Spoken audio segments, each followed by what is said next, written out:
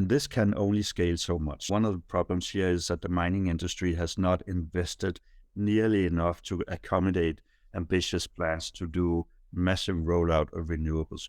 Are you saying that basically the beautiful plans we had to curb carbon emissions are just wishful thinking because in reality, everything takes more place, more resources to build, and we're not going to get out of that circle? The problem is that we are too one-sided in our focus on renewables. So the technologies will emerge one after another. It's important that we look at what makes sense where and what makes sense now. So if we look at what makes sense where, so me being from Denmark, wind power definitely makes sense now in Denmark because Denmark has a lot of wind. And when there's a surplus, we can pump up water in Norwegian dams and so on. Many places in the world, including Switzerland, it makes a lot less sense because Switzerland either has hurricane or no wind most of the time. So everybody have to look at what makes sense where they are.